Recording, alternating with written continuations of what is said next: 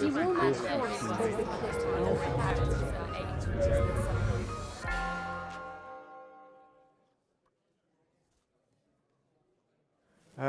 evening, ladies and gentlemen. A quick, not a Turing test, but when one's talking to art people, you look up and you say, all power corrupts, but PowerPoint corrupts absolutely. It works. Fine, we're in the right area. That's very, very good. And you will immediately notice two things, that Charles Babbage is smoking a cigar, except of course it's not. It's Isambard Kingdom Brunel. And tomorrow, Sidney Padua will tell us why he's smoking a cigar. And more to the purpose, she'll tell us why Ada is smoking a pipe. You will see about that. Now, there's a reason for that image, because I've attended the workshops yesterday, which are wonderful, and a wonderful range of speeches and talks and subjects. And somebody said to me, Ada is a hostess interdisciplinary. She brings all the disciplines together around her, and it seems to be true, and I've noticed that very much today. But I've also noticed another thing, which is that there's been a tremendously tight concentration on Ada and Babbage. And I want to open that up as a biographer, just in the little time we've had. I hope many of you know this. Of course, it's at number 10 St. James's Square. It's where she was working for a lot of time when she was working with Babbage, although also in the country. I'm interested in the form of that. First of all, it's just pioneer of computing. Of course, there's nothing else. That's the tagline. It doesn't actually say the first programmer, but it does say computing. But it leaves out a lot else. And I'm also interested by lived here. Where did she live? I don't mean the fact that they were a very wealthy family. And of course, they had the Kings, the Lovelaces, they had houses in Surrey. And of course, in Somerset, Ashley Combe, which will take us to Coleridge in a minute. But what I mean more historically, she lives in that revolutionary, industrial revolutionary period, the men with the big boots, all right?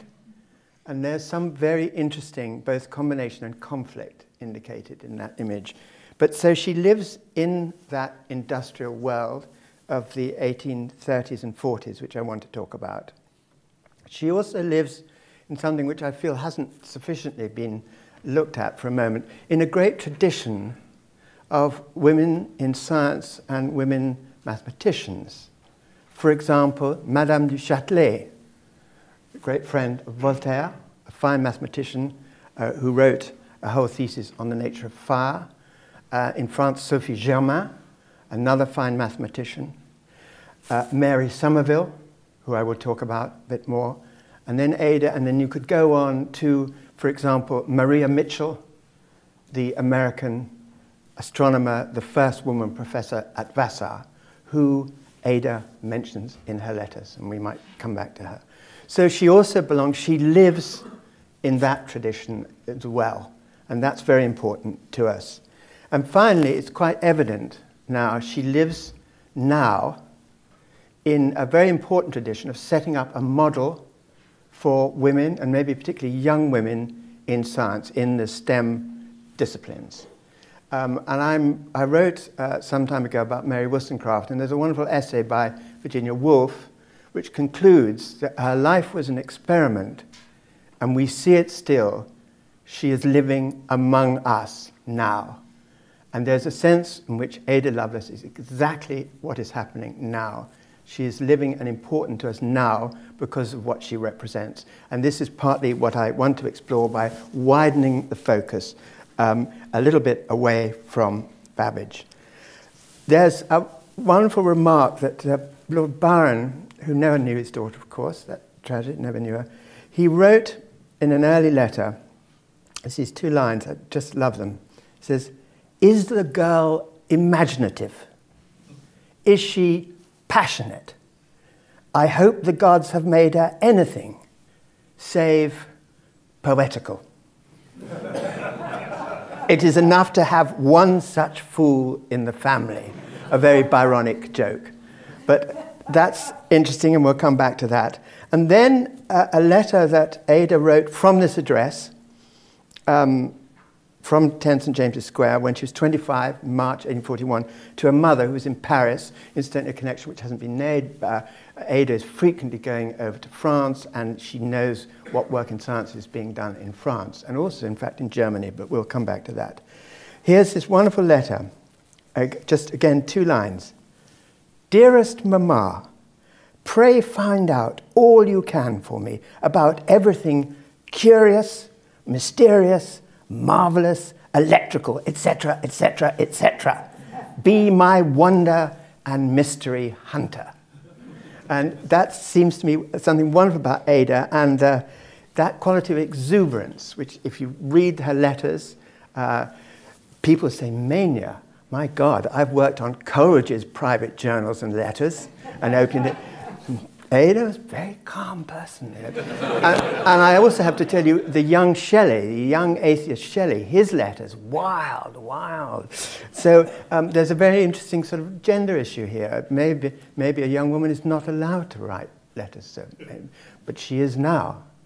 She is among us in the living. So that sense of her exuberance, it's tremendously strong to me, and one of the reasons I've been drawn to her as a subject. Now, just this, we've seen these images, and I want to set up something a little bit provocative here. That's the 1835, the one on the right, which is really when she was being presented at court. And in fact, we know from her letters, she didn't like this image. It had partly been organized by her mother to give the profile, the Byron profile. But we know what she said is, my jaw in that picture is long enough to have the word mathematics written right the way down it.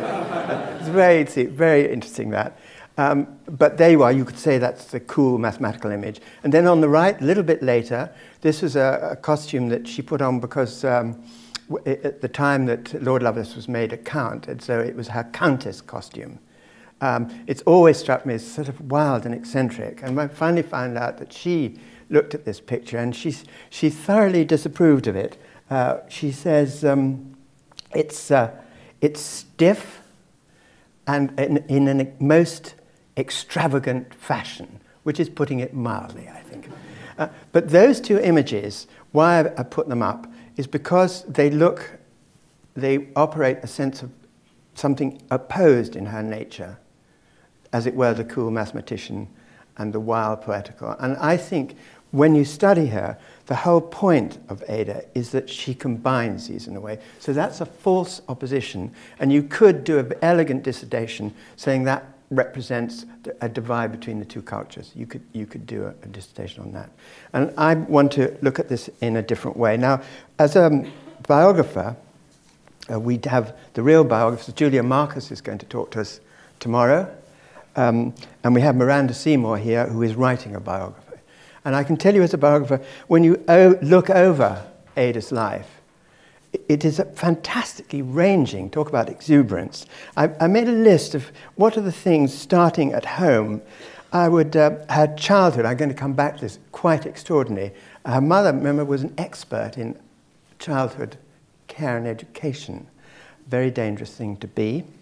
Then Ada on the subject of riding, waltzing, skating, harp playing, 3 hours a day, and then the piano.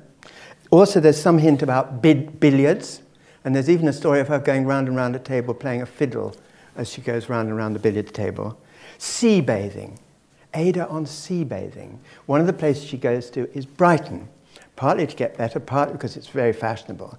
And there's a wonderful Ada note on swimming and swimming costumes, right? Now, Ada describes that most of the women there are wearing outfits with big sort of bustles around here, very protective and very proper. And she says there's a liquid hydraulics problem here, that if you have that, it fills with air and it tilts you over and you turn upside down. most improper. Instead, let's have a one-piece bathing suit, which is what she will wear, and then she will move smoothly through the water. She slightly spoils it at the end, saying the shingle is very bad at Brighton, so I would include heavy boots, which is, again, a wonderful Adaism. I'm just giving you some ideas. The whole question of Ada bringing up those three children, in a way, is quite a tragic thing. And the relationship is very interesting with all three children. And that would be something, as a biographer, one want to look at that relationship. Her complicated flirtations, I'll put it no further than that, but there's a Mr. Knight, not Mr. Knightley, Mr. Knight, Mr. Kay, Mr. Carpenter, Mr. Cross, and the exact nature of those relationships, and I assume nothing as a biographer. What I do notice is that Ada had the extraordinary gift of attracting people. She refers to her colony of people. People really, the famous Enchantress, they really were magnetized by it. It's perfectly evident that that's the case. Which doesn't necessarily imply anything sexual at all, but there was this kind of a kind of magneticism, which is important anyway. You know. Very evident that would be to a biographer.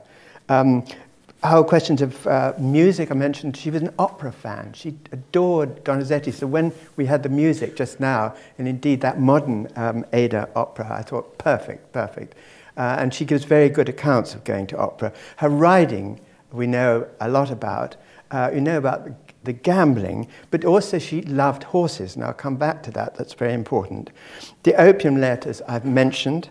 One would want to write about that. And then her interest in literature. We know she had a good relationship with Charles Dickens, and I'll come back to that. And there may be other people, which I will just look at towards the end, notably Tennyson. I want to send Hare running there. And then, widening out this focus, her astonishing awareness of what was going on in the sciences and technology generally. We've been just talking about the computer. But if you go through her letters, for example, she is fascinated by railway construction, railway times, the Brunel bridges. She's traveled on a lot of them. She writes about aeroplanes, we'll come back to that, and air balloons, about early calculating machines, about the atmospheric railway. Wonderful letter of this atmospheric railway, which was designed in South London, which was literally, it used a vacuum system.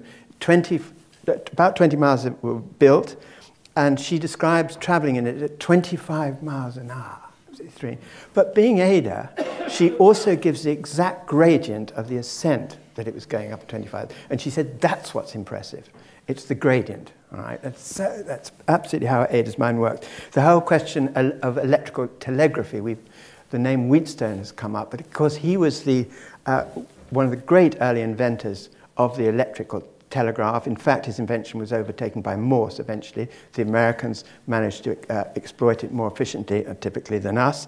But Wheatstone is a very important figure. I mentioned Maria Mitchell, who, that first professor of Basel, discovered an early comet, and incidentally came over to London, bringing with her the first photograph of a star. Very interesting, very trying to show it to the Royal Society, who were very sniffy about it, actually. But we'll come back to her. So Maria Mitchell, she's interested in photography and daguerreotype.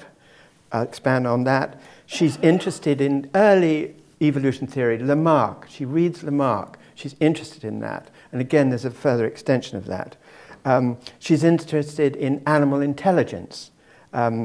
She's interested in mesmerism. I noticed one of the musical sketches, the third one was called Mesmerism, and how scientifically it can be assessed. She's interested in steamboats, wonderful accounts of traveling over to Havre, what the timetable is, how long does it take, do the tides and things affect it or not. She's interested in electrical induction and early field theory, Faraday's early field theory, and we know certain exchanges of letters about. She's also interested in the history of science and scientific discovery. This is something I'll try and expand on, because I don't think people realize it's quite how her theoretical interest works. And of course, one of the last great things she does is the Great Exhibition, 1851, and that she writes about it, and of course, Babbage writes about it, Dickens writes about it. She's absolutely fascinated by it, even when she's very ill. So there's that astonishing range of interests. So the image, Betty's image of the kaleidoscope is doubly effective for that reason. And anybody writing about her would need to be able to cover that huge expanse. Now, what I would like to do is look at, around her, a number of people who she knew or whose books she read, and I think affected the way she thought. And these, I'll try and talk about some of them. Mary Somerville is going to be very important. We'll go straight to her. But also William Whewell, also Faraday, also Harriet Martineau, also Mr. Anonymous. I shall come back to him. And possibly Alexander von Humboldt. So we'll just see what we can fit in that time. But before doing that, before expanding that picture, I want to do the reverse. Biographers love doing this. They can say, I'm going to give you the huge panorama, and now look at this tiny little spot. And that's what I want to look at, 3 tiny little spots. The cat. We've mentioned the cat. This is Madame Puff. This is Ada's cat, with whom she had long conversations, with whom she had letters in French, possibly written by Ada's cat, or certainly written about Ada's cat. All the trouble in the household, usually Ada was responsible, not Ada. Ada's mum said she was responsible for it, but actually it was the lovely Puff who was responsible for making her late, for making her being mischievous. And this drawing, I know it's rather weak, but it is something very touching. It's drawn by her mother, Lady Byron. The lovely Puff in a sweet slumber, 3rd of June, 1825. And that says also something about the mother-daughter relationship. And that's the signature at the bottom, Anna, Isabella, Noel, Byron, Pinxit, painted it 3rd of June, 1825. And that is from a commonplace book. And Puff has an extraordinary later life. One thing I want to suggest to you is this, that I think Ada, throughout her life, had a very acute and perceptive knowledge of, understanding of animals. And it begins with the cat, and later in his life, it's the horse. She has many horses, dogs in the country, and they follow her around. She names everybody, every horse, every animal in the house has a name, probably a personality, probably writes letters as well, not necessarily in French. But this is an important thing. Ada, who we've been focusing on, Ada and the machine, the clink-clunk. But Ada also has this understanding of the very thing which is not a machine, an animal, and an empathetic word. And it runs right through her letters. And again, the sense of the kaleidoscope, her extraordinary range in that way. And there's just a little footnote this to pin this down, that, as it were, I'm not making it up. In 1844, March, after her translation notes had been published, the Scottish playwright Joanna Baillie writes to Mary Somerville, and I'm going to talk about her in one moment, who is then in Italy, and she writes this wonderful sentence to Mary. She says, "The lady," I can't do the Scottish accent, I'll try, "the lady who we know so well as little Ada, whose chief conversation used to be about a Persian cat, Puff by name, is beginning to be known a little in the literary world." And that's the moment that she's published that translation. So I just introduced that one to make you think slightly differently about Ada's mind and her imagination, how she works. Second one. Now, there was a big talk in the workshop yesterday about this. This is Ada age probably 11 or 12. Neither of those are originals. The bird, in fact, is drawn by Otto Lilienthal, who's a flight expert, but later on in the century. But why I've given that is to explain the way Ada was thinking. This 11 or 12-year-old girl, we know somewhere around this time she had measles and she was in bed for 18 months. And she was moving around on crutches. So the idea of flight, aha! You see Ada's influence. Very good, thank you very much. Because that bird wasn't flapping enough, perhaps. the fact that there she is in bed, or at least not able to move, the idea of flight becomes very important to her. I would also have to say something gendered, that I wouldn't be so surprised if it was a little boy of 11 or 12 thinking about flying. Much more unusual that it was Ada thinking about flying, I think. Now, more than that, I've written a whole book about balloons in the Victorian period, and the thing that astonishes me is Ada wasn't interested in balloons. Why? Because they were too uncontrolled. There was no way of getting decent equations out of them. Whereas the bird and flight was something. And here's from just little notes from her letters. This is to her mother. I'm going to begin my paper wings tomorrow. And the more I think of writing a book, Flyology, to be illustrated with plates, that's what would happen, if I ever really invent a method of flying, signature, yours, dearest carrier pigeon. And she's becoming that thing. And we found out that Ada has a flying room, which has ropes above it, so she can imagine herself flying with the wings.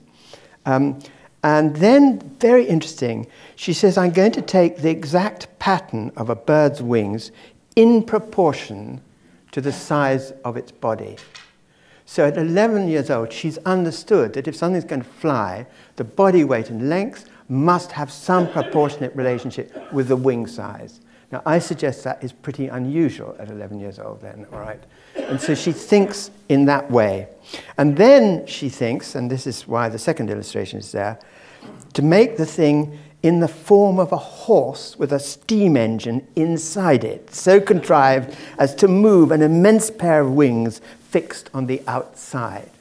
And of course, she realized it needs a power source. This is a great problem for the 19th century to solve. But also she's come back to Pegasus, because she adores horses and the very poetic idea of the flying horse. And in fact, we then find this. This is from a recently discovered notebook by, which is in the property of William Sinclair, which is a commonplace book, which was in the Noel family. And this looks like it's a picture of Ada. It's got a Byron quote about Ada written on the side, handwritten picture of Ada, who says that she decided to move from flying to horses. All right, it might be easier to do. All right. But she does say this, and again, this says so much to me. I have now decided upon making much smaller wings, not nearly large enough to actually fly with, but enough to explain perfectly to anyone my project for flying, and it will serve as a model for my future real wings. Again, that's a science way of thinking of it. I'm going to make a model which will have all the conception of this machine in it. I won't be able to build the actual machine, but I'll have the model of it. Where are we going to hear that, all right? And this is still Ada at 11 or 12 years old. And then one more link. We're now forward to the 1840s, and when she's talking about the way she thinks mathematics and science can take us outwards, and I'll talk a little bit more about the idea of discovery, she uses this phrase, those who have learnt to walk on the threshold of the unknown worlds, by means of what are commonly termed par excellence the exact sciences, may then, with the fair white wings of imagination, hope to soar further into the unexplored amidst which we live. So there's her flying machine now as a mental symbol of the imagination. Finally, as our little glimpses, this. This comes from a later date. There was still no photograph of the moon. This, amazingly, is a painting based on some of the observations of both William Herschel and John Herschel. And Ada was fascinated by this, but she received a letter from her mother in Paris, who teased her and said, we've got, there is new French information about the moon, but this would only interest you from a scientific point of view, not from a poetical one, the moon being wonderful poetical subject. And this is what Ada replies. Tell the hen, another bird there, that's how much she called her mum in that friendly way. Tell the hen, I'm vexed at her thinking I can only take a mathematical, astronomical view of the heavens, and that if I were to write verses on the moon, the subject would be the living things of our satellite. And then she goes, in effect, to write a prose poem about the moon. I would wonder whether its surface, so fair and so bright, would open as perplexing a perspective of mixed weal and woe as our own orb, the earth, does. So she imagines being on the moon and then looking back. I should wonder whether the shadows, which are dimly visible in her glittering countenance, are truly emblematic of the spiritual state suited to her physical conditions. And then, in short, I could compose a very sublime poem, but not a word therein of mathematics and the laws of motion. So the hen has not quite such a kooky daughter as she supposes. I'd love to suggest that's the first time the word cookie, which possibly is the ancestor of geeky. And there it is in one of Ada's absolutely wonderful letters. And then that, in fact, that planetary imagery continues throughout her writing. Here's just one example. 1844, the year that she had completed the translation notes. I seem to myself as if condemned to liberty, as if I were ordered by Providence to be a wandering and erratic star among the boundless heavens, in vain seeking for entrance into some planetary system, in vain praying to obey some sun. That idea might be developed into a fine poem, The Disobedient and Wandering Star. There's Ada, an image of herself for a moment, that sense, condemned to liberty, the disobedient and wandering star. Well, those are my just focus, just to try and make you think a little bit differently about Ada, the kaleidoscopic Ada. And now I would like to just now expand out a little bit. Mary Somerville, there was a lovely question for over there on that word connection, which picks up, and of course it relates to Mary Somerville's great book on the connection of the physical sciences. I put in each of these images just to show you that these texts are now current and available. So just to say something about Mary Somerville, who I think was tremendously important in Ada's life. When they met, of course, it was one of the reasons that she could meet Babbage, because Mary Somerville got on very well with her mother, and therefore was a great friend of Babbage, and therefore socially this was allowable. Mary Somerville was 54 at the age they met, Ada 18. So again, a very, very interesting, that kind of divergence, a dynamic between them. We know very early on that Ada mentions this on the Connection of the Physical Sciences book, 1834, the very year it's published. And she is obviously fascinated by it, and I'm just going to look a little bit closer why. For a start, Mary Somerville, completely different background, Scottish, born on Burnt Island, which is sort of just north of Edinburgh, naval connections of her father, who died quite young, a very unhappy first marriage, and then a very successful second marriage to William Somerville, Fellow of the Royal Society, who'd been a traveller, also in the Navy, and come back, and was immensely kind and supportive to Mary Somerville throughout their two lives together. And they made one of those households that attract people, and the moment Ada got to know them, they almost adopted her, and she went over. They had a house at Chelsea Hospital in South London, and the pattern of visiting Babbage, to begin with, was Ada would go over on a social visit to the Chelsea Hospital, to the Somervilles. They would put her in a coach and take her up to first Dorset Street, number 1 Dorset Street, which is where Babbage held his great parties, these great Saturday science champagne parties. Oh, I wish we'd been there, all right? And he held those for about 30 years. And everybody came to that. Everybody came to those parties. I mean, just Charles Lyell, for example, that's where Ada would have met him and known about this book. So she is a fantastic enabler, and even down to their wonderful descriptions that they sit down and there's a whole evening they spend, Babbage, Mary, Somerville, and Ada discussing what does discovery mean? What does the word discovery mean, all right? And we'll follow that up. She also, overnight, she's allowed to stay with the Somervilles, so she gets away from, I wouldn't say specifically her mother, but in a way she gets away from that barren background for a moment. So Mary Somerville is immensely enabling, and her own career, which had started held up by this very unhappy first marriage. She starts late. She begins to publish papers on solar light, polarization of solar light in the Royal Institution's Philosophical Transactions. And then she's challenged to do, guess what, a translation. And it's a translation of Laplace, his La Mécanique Céleste, very technical, difficult book, but she translates it. There's wonderful descriptions. Like Jane Austen, she hides the papers when anybody comes into the room so they don't know she's translating. It's a brilliantly successful translation, The Mechanism of the Heavens, and it in fact is used in Cambridge by the undergraduates. They're the first woman's textbook, all right, in translation. I just note that's how she begins, by translating, not her own work, by translating.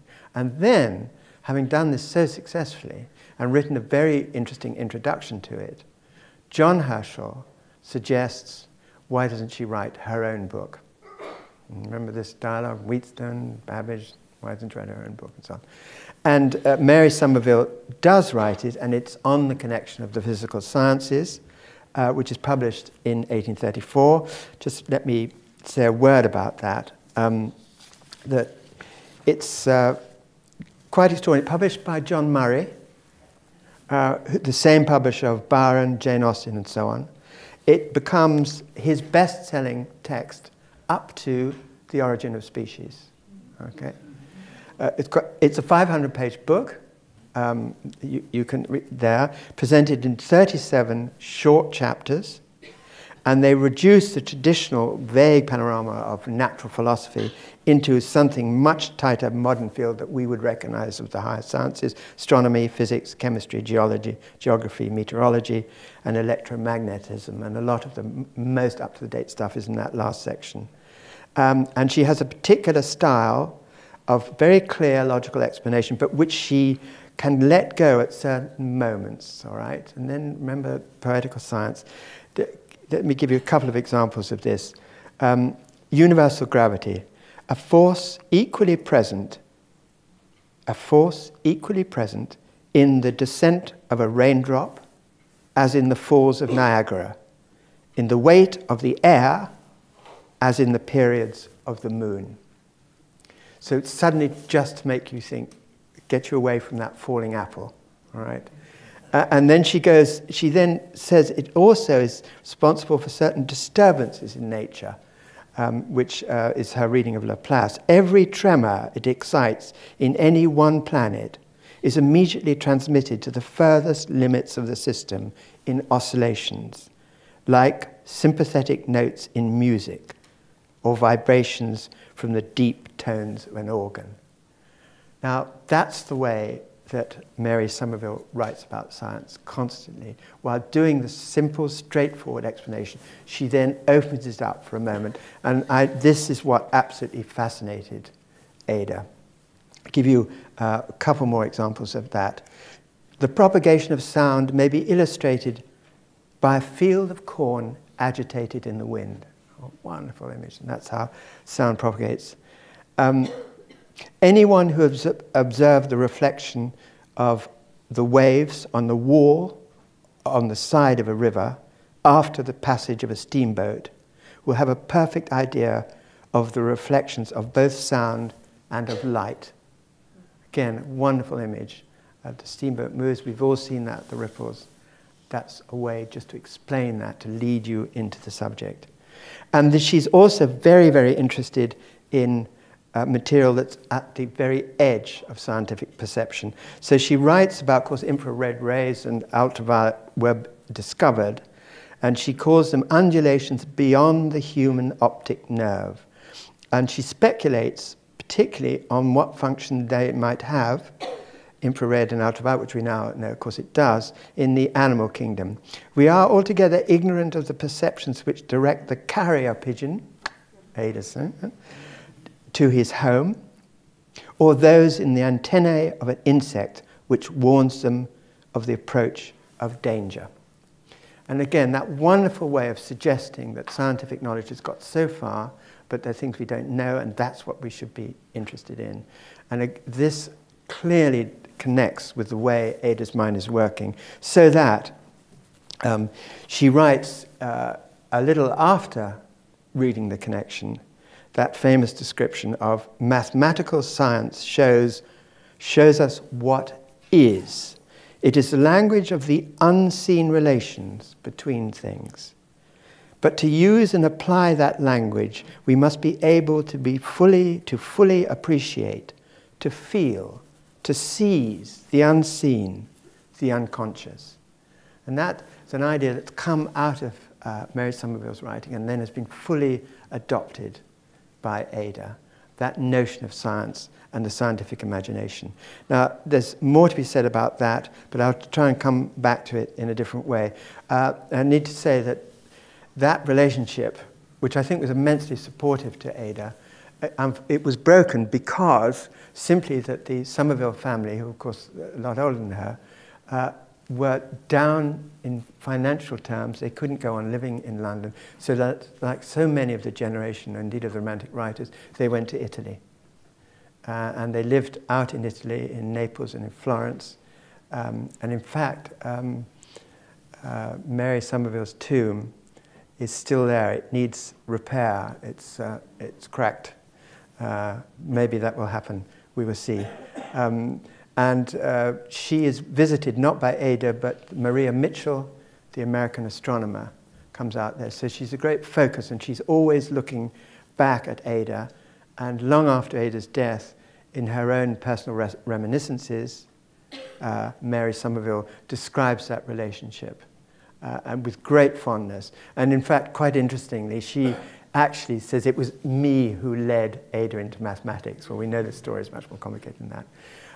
And just one thing which would have amused Ada, I think, when Maria Mitchell goes out there, they want to do some astronomical observing.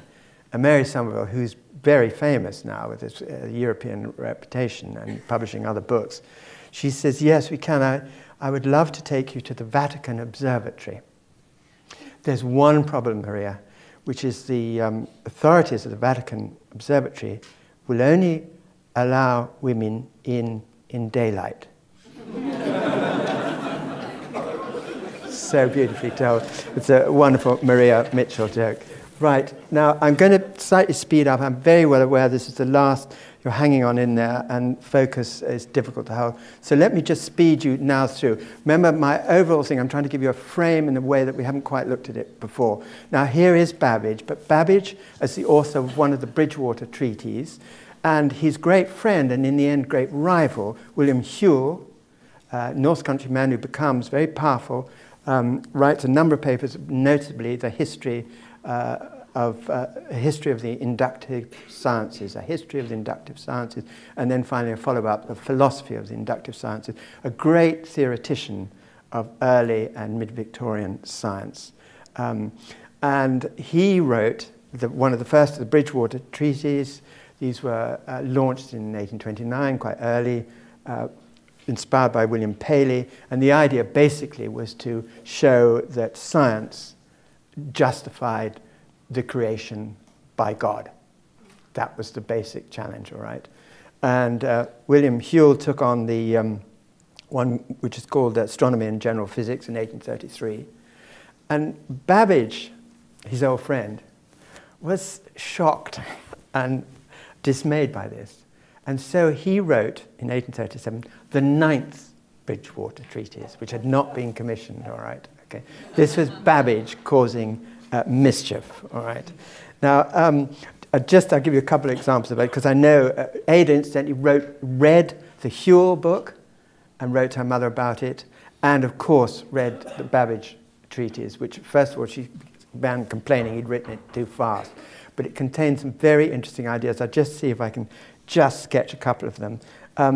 In answer to Whewell's idea that, that the biblical creation, we could still accept this, and that species were individually created, and also extinction of species where individually God was intervening, all right? Babbage was uneasy about this. So he wanted to suggest some other mechanism, all right, without directly claiming that he was an atheist. He just wanted to suggest another mechanism. So basically what he does is he suggests that God really has an enormous calculating or analytical engine, right?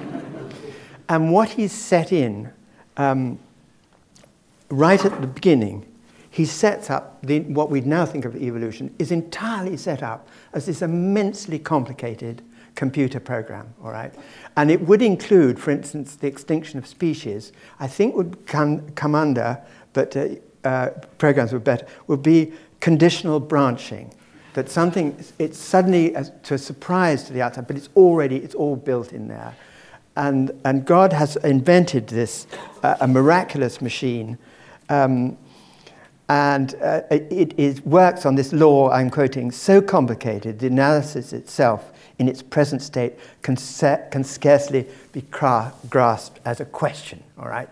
But he launches that idea in answer to Whewell. And of course, when you reflect on it, and there would be, I would love to be able to do this, I don't think I'm actually competent to do it, but it seems to me that Babbage has got a notion, a Darwinian notion of evolution, but he's expressed it in terms of God as the first computer programmer. All right, okay, so good. And one other thing there, Babbage also is complex in a way that hasn't quite come out, I don't think, at the moment. Here's a passage from that 9th Bridgewater Treaties. And he's thinking of the question, still thinking as a computer man in a sense, but what happens to the human voice when it speaks, if you look at it technically, scientifically?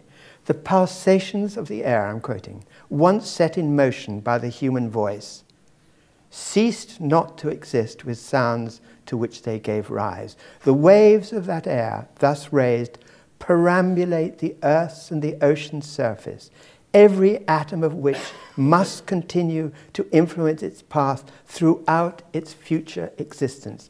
The air itself is thus one vast library on whose pages are forever written all that man has ever said or woman whispered. Okay. So again, I think that kind of thing it's quite clear that this appealed to Ada, and it raises certain technical questions, well, about infinity and so on. And one other further note I want to is that mention that Ada also read, see if I can get this up quickly, just get up his image again. No, it'll do. Whewell's History of the Inductive Sciences. And this set her on the path of this discussion of what is discovery. Because Whewell put forward a notion of induction, which very simply meant that facts are gathered, and finally they get threaded on a string and you have a law, all right? It's a very crude way of putting what he did. But Ada then becomes fascinated by this notion, what is discovery? How does it work in the human mind? It's very important. We're in an age of great discovery. What kind of imagination is it that discovers things? And she writes, I intend to incorporate with one department of my labours a complete reduction to a system of the principles and methods of discovery, elucidating the same with full examples. And I am already noting down a list of discoveries hitherto made in order myself to examine into their history, origin, and progress. So she's going to write an even better book than Whewell. Now, it's one of the many projects she didn't write, but it's very important that she was thinking like that. And it's partly the result of reading these books, the treaties, and then the history of induction. And of course, from that, I'll just read that, the famous note on imagination, which Betty has referred to, which I think was partly inspired by Whewell, but also by Coleridge and the Biographica, and his idea of imagination. And she says it's three things: the combining faculty, the conceiving faculty, and third, imagination is the discovering faculty preeminently. It's that which penetrates into the unseen worlds around us, the worlds of science. And again, repeating that theme. So that comes partly from her reading and partly from her own fascination with herself. Now, gradually there's a curve to describe what I'm going to do, but basically it's speeding up and speeding up and speeding up. I think it's an acceleration curve, all right, because I'm aware that the evening is drawing to a close. Faraday, we know about the extraordinary dialogue, a set of letters between them that he refuses in the end to take her on as a pupil. You know, I don't think anybody's made the famous quote. This is Babbage introducing Ada to Faraday. That enchantress who has thrown her magical spell around the most abstract of sciences and had grasped it with a force that few masculine intellects, in our country at least, could have exerted over it. And that wonderful introduction, and in fact, what then happens is Ada says that she wants to work out this nervous system, an analysis of the nervous system, and then she says to Faraday, I mean, unless you discourage me, to undertake your researches for a review, or at any rate as the hinge and centre for an electrical article probably to be published by the Quarterly. And again, she's taking on, she wants to explain this instinct to be, and the theme here is that science needs popularizing and explaining in a way that Mary Somerville had done, and Ada also wants to do that, which she did, of course, brilliantly with the computer, but she also wants to do it for Faraday.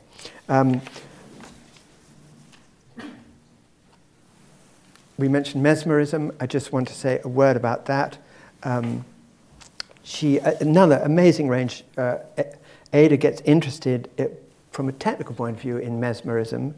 Harriet Martineau, very interesting, a woman journalist who'd traveled in America, wrote a best-selling book on political economy, and then got very ill. And incidentally, with an illness similar to the illness that killed Ada, some form of uterine cancer. And there was no way of treating this except opium. And she went and took up rooms in Newcastle, and she decided to try mesmerism as a treatment. And she was, as it were, holed up there for 3 or 4 years, having a course of mesmerism. And the amazing thing is, she was cured. She was cured. And she came down and she lived till 1876 and wrote, all right. Now, the reasons for that cure, of course, are, that's the question. Is it a form of the placebo principle, very probably? Or does it depend on the kind of disease it was and so on? And Ada got fascinated by this, but she was also interested in testing it. She wasn't happy just to accept the letters on mesmerism. And here's a passage she writes that one has to be careful about what she calls scientific amateurs who lack the really requisite extent of precaution and skepticism, and against the avowedly scientific who are far too easily operated upon, and incidentally by enthusiasm, the human tendency to snatch at the occult, the mysterious and indefinite, rather than simple facts. So a bit of self-criticism going on there. And her notes on that, she then links it to the work on, from mesmerism to animal magnetism, and from that to the development of photography, because that is a way of possibly recording what might be the magnetic influence which is produced by mesmerism, but it needs to be tested. What we believe that it is yet unsuspected how important a part photography is to play in the advance of human knowledge and in the development of the occult in nature, by which she doesn't mean what we mean by occult. She simply means what is not visible. We need to develop instruments in order to discover that.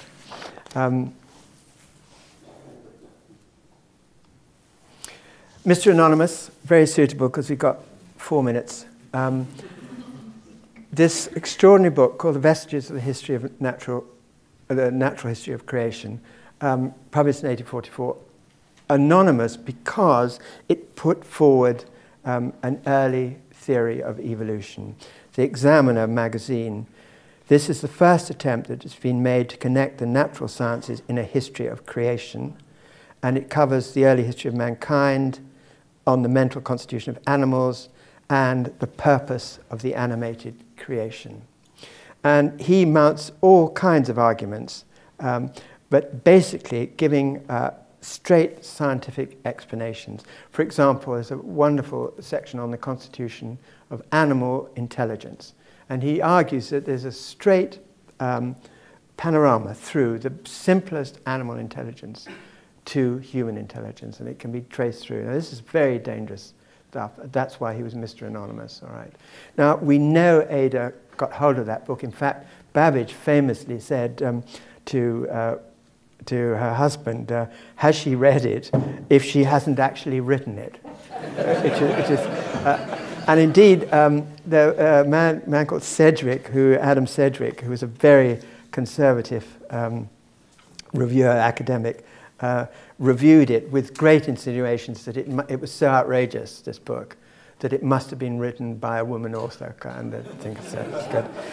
Also, a very interesting story. This is the moment, 1844, that Darwin is suddenly hustled and bustled into writing that preliminary essay about evolution. Of course, he doesn't publish until 1859, but he writes very, very rapidly, having read The Vestiges.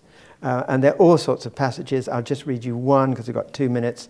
No, I won't, because I want to send the hair running. It was going to be about photography, and Chambers suggests that photography is a form of memory and illustration of memory. I would also have talked about Humboldt, 2 minutes. We know that Ada read Cosmos. She was absolutely fascinated by Humboldt's idea of universal geography, and wrote about it, and wrote about German science in general. And here's the hair I want to start running, is that, did she read Tennyson? Did she read Tennyson? In Memoriam, 1850. But even more than that, this poem called The Princess, which seems to be almost entirely forgotten. We know that Babbage knew Tennyson, and we know for a very good Babbage-like reason that he wrote to Tennyson in 1850, said, I much enjoyed your poems. There's one line that worries me a bit, and the line is, every moment dies a man, every moment one is born. All right? Babbage says, dear, he was not yet Lord Tennyson, there seems to be a contradiction here, because this implies that the human population must be static. And then he makes this wonderful Babbage suggestion. May I suggest, every moment dies a man, every moment 1 1/16 is born. And then the absolute, why Babbage is so great, there's one more sentence. He says, dear Tennyson, may I add that the exact figure is 1.167, but something must, of course, be conceded to the laws of meter. You know why I ate enough Babbage. Okay, the hair I want to run is that Tennyson published an almost forgotten poem now called The Princess, which is about an extraordinary subject. Look at the date, 1848, which is about a university entirely of women. Women professors, women students, all right? And he explores also, they're studying a lot of science. It's a wonderful description of, here's a lecture. And then we stroll, they visit a group of men, dress up as women in order that they can get into the university. And then they observe the teaching, which is formidable.